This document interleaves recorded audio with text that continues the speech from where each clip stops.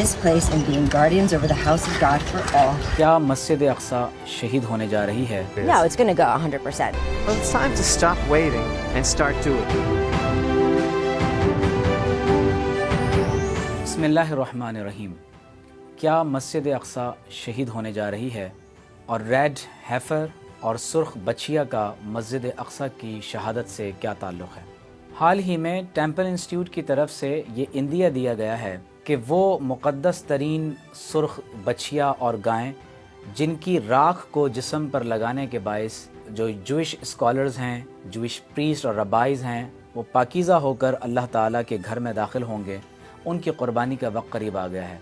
ممکنہ طور پر 10 اپریل کو عید الفطر کے دن یا پاس اوور جو ان کی مقدس ترین عید فصیح کہلاتی ہے، اس کی تاریخوں میں وہ یہ قربانی کرنے جا رہے ہیں۔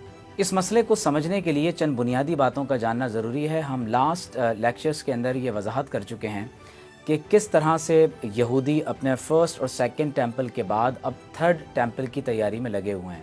جو یہودیوں کا فرسٹ ٹیمپل ہے وہ حضرت سلیمان علیہ السلام کے دور میں حضرت مسیح علیہ السلام سے تقریباً 1000 سال پہلے تعمیر کیا گیا، لیکن اس ٹیمپل کو حضرت مسیح علیہ السلام سے تقریباً 587 برس قبل بخت نصر نامی ایک مجوسی بادشاہ نے تاخت و تاراج کیا۔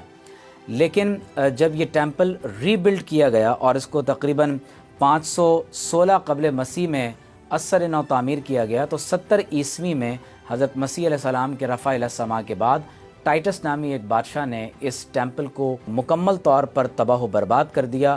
اب یہودی تیسرے ٹیمپل اور تیسرے معبد سلیمانی کی تعمیر کے لیے انتظار کر رہے ہیں۔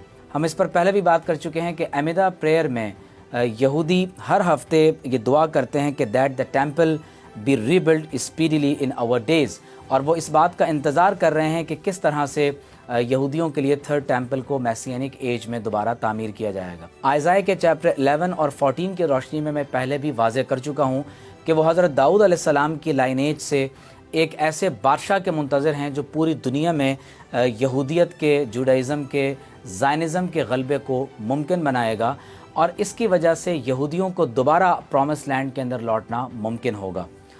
بہت قابل توجہ بات یہ ہے کہ جارڈن نیوز میں باضابطہ طور پر ٹیمپل انسٹیٹیوٹ کی طرف سے منعقد ہونے والی بدھ کے روز 27 مارچ کو اس کانفرنس میں باضابطہ طور پر اس سیکریفائس کی سیریمنی کو منعقد کرنے کے حوالے سے ایک کانفرنس منعقد کی گئی، اور یہودیوں میں سے ایک گروہ وہ اس دن کو بہت قریب دیکھتا ہے۔ We need the Messiah to come, right? So for me, the red heifer, it's red for the blood of Jesus Christ. This is something you take very seriously.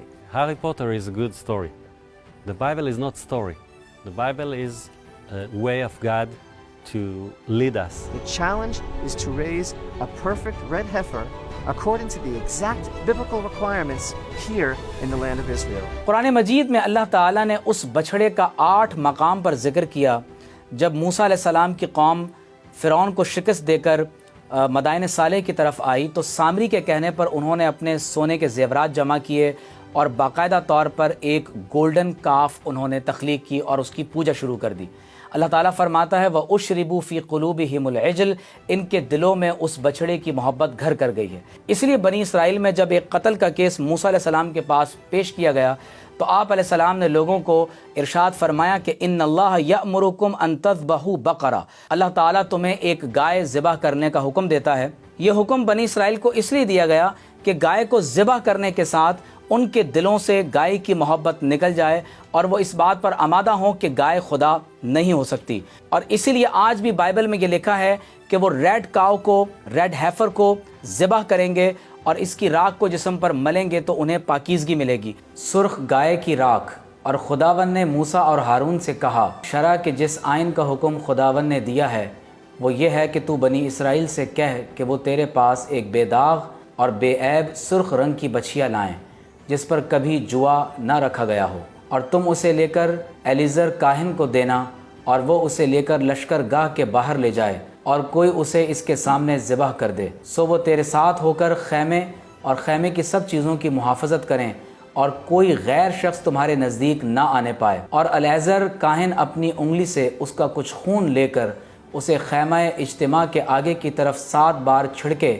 پھر کوئی اس کی آنکھوں کے سامنے اس گائے کو جلا دے، یعنی اس کا چمڑا اور گوشت اور خون اور گوبر اس سب کو جلائے، بے داغ اور بے عیب سرخ رنگ کی بچھیا لائیں جس پر کبھی جوا نہ رکھا گیا ہو۔ پھر کاہن دیودار کی لکڑی اور زوفا اور سرخ کپڑا لے کر اس آگ میں جس میں گائے جلتی ہو ڈال دے، تب کاہن اپنے کپڑے دھوئے اور پانی سے غسل کرے، اس کے بعد وہ لشکر گاہ کے اندر آئے، پھر بھی کاہن شام تک ناپاک رہے گا، اور جو اس گائے کو جلائے وہ بھی اپنے کپڑے پانی سے دھوئے اور پانی سے غسل کرے، اور وہ بھی شام تک ناپاک رہے گا۔ اور کوئی پاک شخص اس گائے کی راکھ کو بٹورے اور اسے لشکر گاہ کے باہر کسی پاک جگہ میں رکھ دے، یہ بنی اسرائیل کے لیے ناپاکی دور کرنے کے لیے رکھی گئی ہے، کیونکہ یہ خطا کی قربانی ہے۔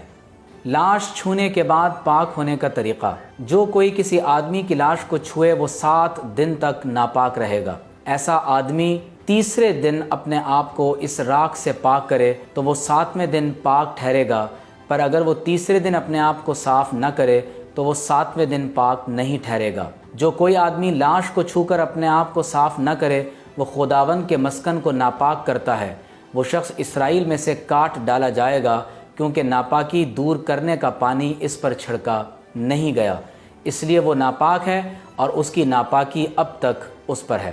آج بھی وہ اپنے الٹار کو تیار کر چکے ہیں اور ٹھیک بیت المقدس کے سامنے اولیو ماؤنٹ پر اس برنڈ آفرنگ کی تیاری کر رہے ہیں۔ سوال یہ ہے کہ کیا عالم اسلام اور بالخصوص پاکستان کے مسلمان، اللہ نہ کرے خدا نہ خواستہ اگر عین 10 اپریل عید کے دن یا 22 اپریل سے 30 اپریل کے درمیان میں اگر اس برنٹ آفرنگ کے ذریعے وہ ان 5 ریڈ کاؤز کو ذبح کرتے ہیں، ان کو جلاتے ہیں، ان کی راکھ کو جسم پر مل کر پاکیزگی حاصل کر کے ہولی آف ہولیز ٹیمپل ماؤنٹ میں داخل ہوتے ہیں، وہ قبۃ الصخرہ کے پاس چٹان کے پاس چلے جاتے ہیں اور اس 3rd ٹیمپل کو ری بلڈ کرنے کے لیے مسجد اقصیٰ کو منہدم کر دیتے ہیں، تو کیا مسلمانوں کی صفوں میں اس وقت اتحاد موجود ہے؟ کیا پاکستان کے لوگ اس کے لیے تیار ہیں؟ اور اگر اس کی بنیاد پر نئی عالمی جنگ چھڑ جاتی ہے تو کیا ہم نے خود کو اس کے لیے تیار کیا ہوا ہے؟ یاد رکھیں کہ ہمارے نبی صلی اللہ علیہ وسلم نے ہمیں قرآن اور سنت میں یہ بتایا ہے کہ قرب قیامت میں یہود کے ساتھ ایک آخری جنگ ضرور ہوگی، اور ضرورت اس امر کی ہے کہ سورہ بنی اسرائیل کے مطابق یہودیوں کو جو یہ آخری مرتبہ غلبہ ملا ہے، اگر مسلمان یہ چاہتے ہیں کہ وہ غالب آ جائیں تو اس کا ایک ہی حل ہے کہ عباد اللہ نا، وہ اللہ تبارک و تعالیٰ کے بندے بن جائیں، تاکہ اللہ دوبارہ مسجد اقصیٰ میں انہیں داخلے کی بشارت جس طرح قرآن مجید میں دی گئی ہے، یہ سعادت انہیں نصیب فرمائے۔ سورہ بنی اسرائیل کے مطابق پوری دنیا کے اطراف و اکناف عالم سے اگر آج بیت المقدس میں ان کا جمع ہونا قرآن کی جو پیش گوئی ہے اس کے مطابق بالکل اسی کے مطابق ہوا ہے، اب ضرورت اس امر کی ہے کہ اللہ تبارک و تعالیٰ سے جو وعد الآخرہ سورہ بنی اسرائیل میں اللہ نے مسلمانوں سے کیا ہے وہ وعدہ کب پورا ہوتا ہے؟ اللہ تعالیٰ مسلمانوں کو خواب غفلت سے جگائے، اور یہودی اس جنگی جنون میں جو زائنسٹ ہیں وہ پوری دنیا کے امن و امان کو تباہ و برباد کرنے کے لیے جس تیزی کے ساتھ آگے بڑھنے کی کوشش کر رہے ہیں اس پر بہت توجہ دینے کی ضرورت ہے۔ نیتن یاہو کے بارے میں ریبی جو ان کا سب سے بڑا جوئش اسکالر تھا، اس نے یہ نصیحت کی تھی کہ اس کی زیر نگرانی 3rd ٹیمپل دوبارہ ری بلڈ کیا جائے گا۔ جب عالمی سطح پر اتنی بڑی جنگوں کی تیاری ہو رہی ہو، مسلمانوں کا خواب غفلت میں سوئے رہنا بہت افسوس کی بات ہے۔ اس خواب غفلت سے جاگنے کی ضرورت ہے۔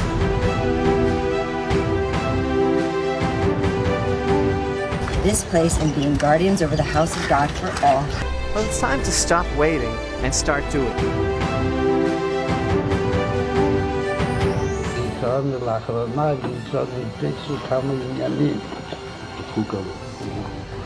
מה שלא יאות, וגם מה טוב שעדיין משיח ליבו, אז הייתה מה שהוא עם מה ידיעתו.